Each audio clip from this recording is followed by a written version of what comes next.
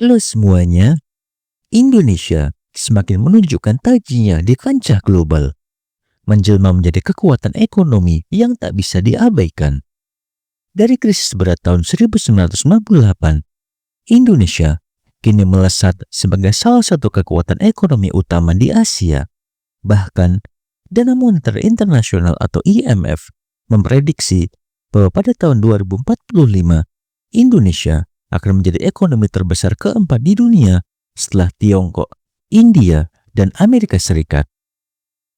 Vietnam sebagai salah satu negara sahabat terdekat memberikan dukungan penuh terhadap perkembangan Indonesia. Tak hanya dalam urusan ekonomi, hubungan historis yang erat antara kedua negara juga memperkuat kerjasama bilateral. Pengungsi Vietnam yang dahulu mendapatkan perlindungan di Pulau Galang, Kepulauan Riau, masih mengingat dengan baik bagaimana Indonesia membantu mereka di masa sulit.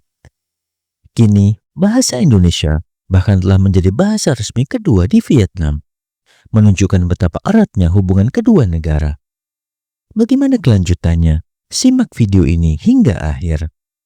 Namun sebelum melanjutkan, jangan lupa untuk subscribe terlebih dahulu channel ini agar tak ketinggalan info menarik lainnya. Di Vietnam sendiri, banyak warganya yang menyambut baik kemungkinan Indonesia menjadi pemimpin kawasan ASEAN. Sejumlah warga Vietnam mengungkapkan harapan agar Indonesia bisa menyatukan ASEAN layaknya Jerman di Uni Eropa. Mereka percaya dengan kepemimpinan yang kuat, ASEAN dapat menghadapi tantangan dari negara-negara adidaya yang kerap memainkan strategi neokolonialisme.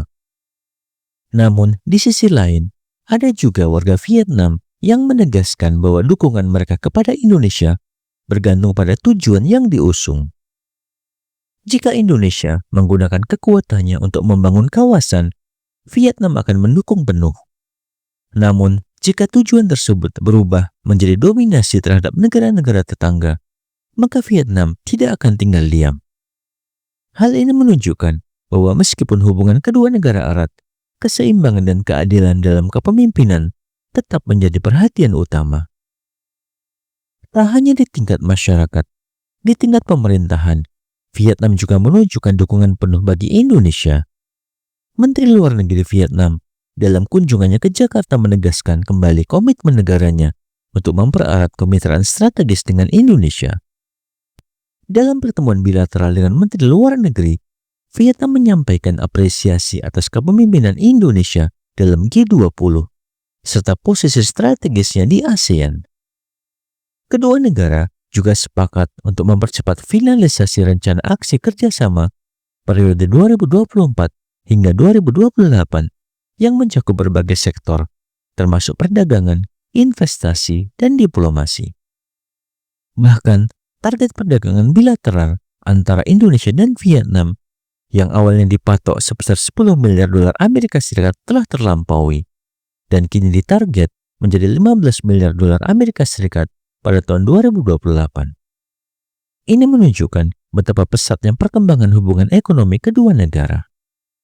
Meskipun Vietnam memiliki kekuatan militer yang lebih besar dibandingkan Indonesia, hal ini lebih disebabkan oleh faktor geografis dan ancaman eksternal yang dihadapi masing-masing negara.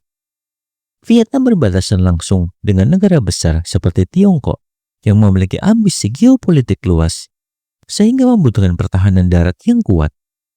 Sementara Indonesia, sebagai negara kepulauan, lebih memfokuskan kekuatan militernya pada angkatan laut untuk menjaga perairan yang luas. Dalam peringkat global, kedua negara memiliki posisi yang hampir setara dalam hal kekuatan militer. Namun, dari segi ekonomi dan industri pertahanan, Indonesia unggul jauh dengan skala ekonomi yang 4 kali lebih besar dibandingkan dengan Vietnam. Indonesia juga memiliki kemampuan untuk memproduksi berbagai persenjataan strategis, termasuk kapal selam dan kendaraan tempur, yang semakin memperkuat posisinya di kawasan. Bagaimana menurut pendapat Anda? Silakan sampaikan di kolom komentar. Dan sampai jumpa di video menarik selanjutnya.